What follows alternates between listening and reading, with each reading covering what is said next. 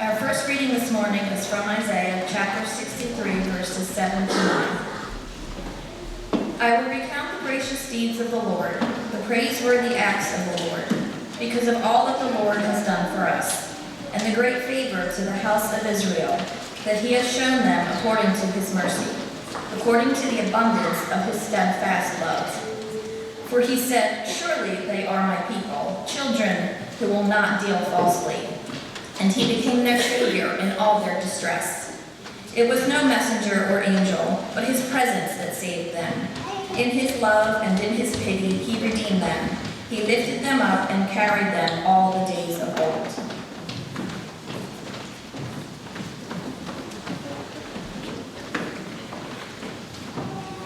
The readings from the lectionary in this couple of weeks are a little bit backwards, and so I need to warn you guys about that, because January 5th is the Feast of the Epiphany, which is when we celebrate the gifts of the Magi. Matthew 2, 1 through 11, that talks about the wise men and the gifts that they bring happens next week. And this week is the aftermath of the coming of the wise men. And so we're a little bit switched. So what we're reading from now is Matthew 2, verses 13 through 23, and this occurs immediately after the wise men return home by another way. I invite you to listen now to the story of God's people. Now, after they had left, an angel of the Lord appeared to Joseph in a dream and said, "Get up, take the child and his mother and flee to Egypt, and remain there until I tell you, for Herod is about to search for the child to destroy him."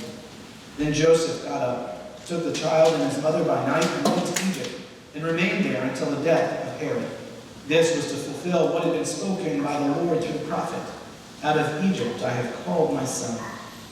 When Herod saw that he had been tricked by the wise men, he was infuriated, and he sent and killed all the children in and around Bethlehem who were 2 years old or under, according to the time that he had learned from the wise men. Then was fulfilled what had been spoken through the prophet Jeremiah. A voice was heard in Ramah, wailing and loud lamentation, Rachel weeping for her children. She refused to be consoled because they are no more. When Herod died, an angel of the Lord suddenly appeared in a dream to Joseph in Egypt and said, "Get up, take the child and his mother and go to the land of Israel, for those who are seeking the child's life are dead." Then Joseph got up, took the child and his mother, and went to the land of Israel. But when he heard that Archelaus was ruling over Judea in place of his father Herod, he was afraid to go there. And after being warned in a dream, he went away to the district of Galilee. There he made his home in a town called Nazareth, so what had been spoken to the prophets might be fulfilled. He was called a Nazarene. This is the word of the Lord.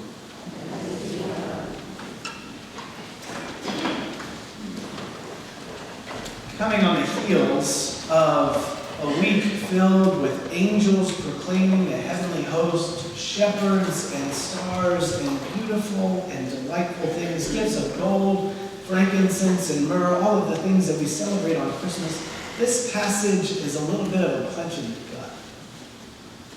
Last week, he was surrounded by angels proclaiming the glory of God. Now Jesus is being carried to Egypt, running for his life, while a cartoonishly evil Herod sends thugs into homes to take and kill their children. After all the last week in the skies that crashed back down to earth is really hard. The moment that Christ enters the world, we discover that there are forces arrayed against him. It's a harsh reminder that the world that Jesus entered was not a perfect world. It was a world filled with terror, filled with cruelty, filled with wrong. And of course, ours is no different. It's hard not to see the relationship between Joseph and Mary fleeing Egypt for their own safety and other refugees throughout the world. Or between the innocents that Herod orders killed and the 70,000 children who passed through U.S. detention centers this year. It's always hard to make adjustments from the hopes of Christmas to the reality of our world. It's just a hard thing to go back to. If you were celebrating Christmas and then you went back to work, you probably had that Christmas hangover kind of feeling. if you had been delighted in the story of shepherds and angels, and then you opened up the news on the 26th to find more bad things happen, it's a hard adjustment to make, but it's a profound truth. That Christ does not enter a perfect world. Christ enters an imperfect world and makes us perfect in his baptism. In spite of the angelic chorus, the world is a hard place to live in, and everyone is afraid. Fear is the driving factor for so many of our decisions. We're afraid of what might happen in a public place. We're afraid of what a stranger might do. We're afraid of what could happen to our finances. A job loss, a health bill that makes us lose control, an economic downturn that affects everything. We're afraid that the people who say they love us don't really love us, that if we reveal who we truly are, we might not be loved anymore. And I think this passage is a hard passage to interpret. There are a lot of questions that it brings up, and honestly, I don't have good answers to them. I'm deeply unsatisfied with most of the answers that people give that have answers to these questions. But I think this passage tells us something about fear. Fear and what it is and what it does and how we should respond to it. If we read this passage carefully, we'll see that there are a lot of echoes in this passage. A lot of echoes that call back to other passages in Holy Scripture that remind us of things. The first sort of echo we notice is that this involves an escape to Egypt. And of course, one of the most profound and significant stories in the Old Testament involves an escape from Egypt. That is the story of the Exodus. And when we start to look at this passage a little bit more deeply, we notice that there is an evil king who is afraid that children will supplant him, which is very similar to an evil Pharaoh who is afraid that children will supplant him, and who decrees that all of the young children will be massacred in just the same way that Herod does. If we look a little bit deeper, there are even more similarities to Herod, because the Hebrew slaves were forced to work on these massive building projects, and Herod, the great famous thing was that he worked on these massive building projects, and of course, he too abused enslaved labor for the purpose of these building projects. And so here again we see that Herod is like Pharaoh, and that the story of Jesus is like the story of Moses. And we notice that in this story, his family is quick thinking and brave, just like Moses' family was quick thinking and brave. And so because of their quickness, because of their bravery, they are able to save Christ, to save Jesus, and to save Moses from the story. And so we see these echoes, right? And if we expand our vision of this a little bit more, we can look back into the Old Testament and we see that God's promises always seem to be in doubt. God's promises always seem to be in danger. Of the promise that God makes to Abraham is, I will make of you a great nation, right? You will have many descendants and many children. But Abraham has an infertility problem.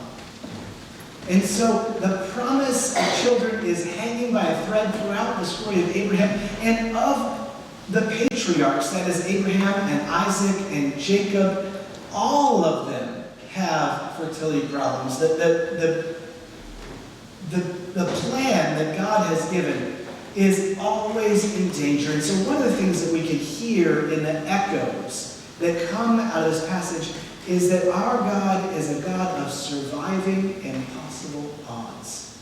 This is something that happens over and over in the Old Testament and the New Testament. It's never enough for God's conquering army to be numerically superior and win the battle. No. With Gideon, God says, I've got too many people. Why don't we take them down to the river and have them drink water, and anybody who cups their hands to drink, we'll kick them out. And anybody who laps up the water like a dog, we'll keep those. And so God winners the army down to 300 people.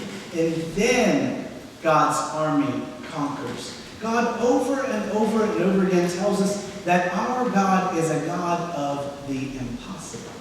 A God of the difficult. A God who overcomes overwhelming odds over and over and over again. In Matthew's story that tells us about Jesus, tells us that Jesus is a part of this story. Jesus is a part of this tiny speck that overcomes the massive army, this unbelievable story of continued survival in the face of overwhelming challenges, overcoming everything that is set against us. And that is a profound message for us to hold about God, that our God is a God of surviving the impossible. And so whatever we face, whether it feels overwhelming or not, is something that God can carry us through, God can watch over us, and God can bring us through. Now this comparison between Herod and Pharaoh, and this comparison between Herod and Jesus, invites us to think about fear. Everybody in this story is afraid. The wise men, they're afraid. When they hear that Herod's plans for the baby are not to welcome the child as a newborn king, the wise men are afraid and they go home by another way. Joseph and Mary are afraid. They hear the threat that Herod represents, and they have to flee to Egypt by night to escape it. They are terrified. But surprisingly, Herod too is afraid. Herod is the most powerful character in the story. He's the most powerful person in Judea at that time. He is the king. He has a remarkable amount of power, and yet he is afraid. Isn't it funny that becoming powerful doesn't make us less afraid? It makes us more afraid. We think that if we can just accumulate enough, if we can just have a big enough fence around our lives, around our house, around our hearts, if we can protect ourselves well enough with wealth and power and influence, and however it is that we want to protect ourselves, it will make us less afraid. But the truth, it seems to be, is that it makes us more afraid. We spend our lives worrying not just about what we might lose, but about whether or not that power is something that we would lose too. And power and fear combined are a dangerous combination. Herod has power and he is afraid, and he uses his power to try to protect himself from his fears. And the way that he uses his power is to destroy. Herod is afraid that he might lose his kingship. He might lose his power, his influence, his blessings. And so he tries to kill his way out of the problem. He sends his military to take children out of people's homes, out of people's farms, and to murder them just because he feels a threat that they might someday take over his kingship. And Herod, by this point, is very old, so he's not even worrying about his own self, but his children are who he's thinking about. His children might be less powerful than he is. They might even end up as regular people, like Joseph and Mary. Of course, Joseph and Mary are afraid too. And perhaps it's because they don't have an army. Or perhaps it is because they are the people of God, but they make a very different choice in their fear. In their fear, they choose not to destroy, but to protect. They flee. They don't try to respond in power and might. They don't try to assassinate Herod or anything sort of harebrained and wild and violent. They don't try to escape their fears by destroying. They try to protect. And that's the choice that we have. All of us are going to be afraid. All of us have things that we are afraid of right now. All of us have things that we are afraid of in the future. All of us will someday see our fears realized in some way. And the choice that we have is, what are we going to do with our fear? Are we going to destroy? Or are we going to use our fear to create? Herod had a choice. He chose in his fear to destroy a child, but he could have chosen in his fear to do something very different. He could have chosen to welcome a child, to raise Jesus up in knowledge and fear of the Lord and understanding. So that if he was really worried that Jesus was going to become a king, he might choose to welcome Jesus as his son. But he didn't. He chose to destroy instead. Joseph and Mary could have tried to fight.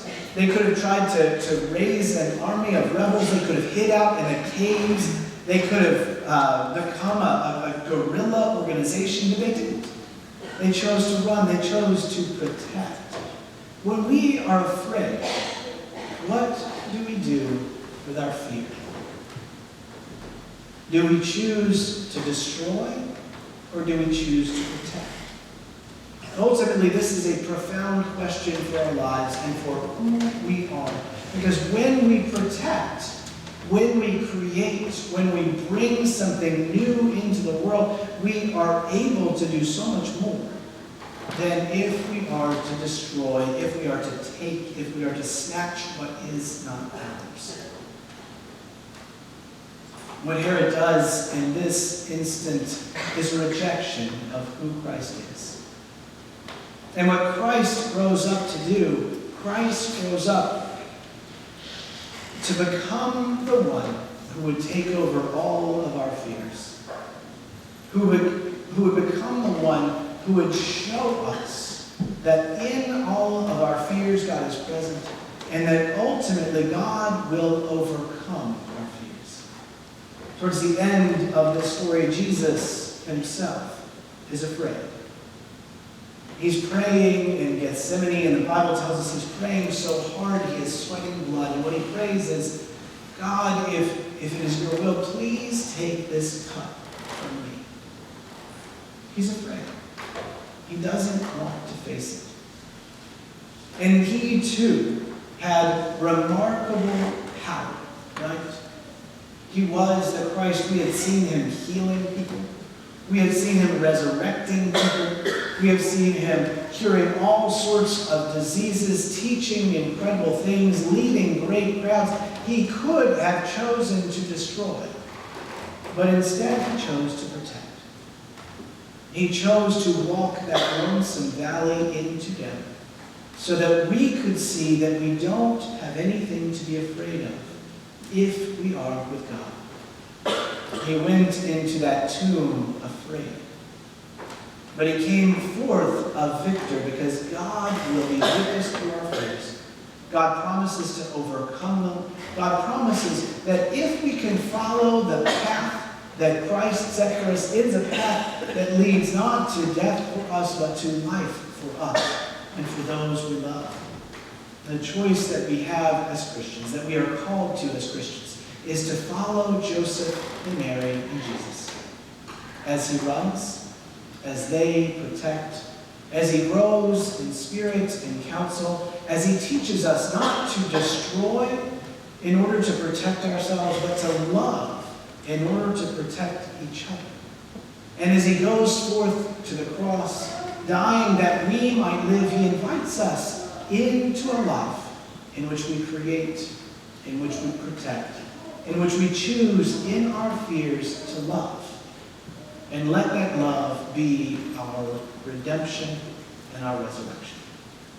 In the name of the Father, Son, and Holy Spirit.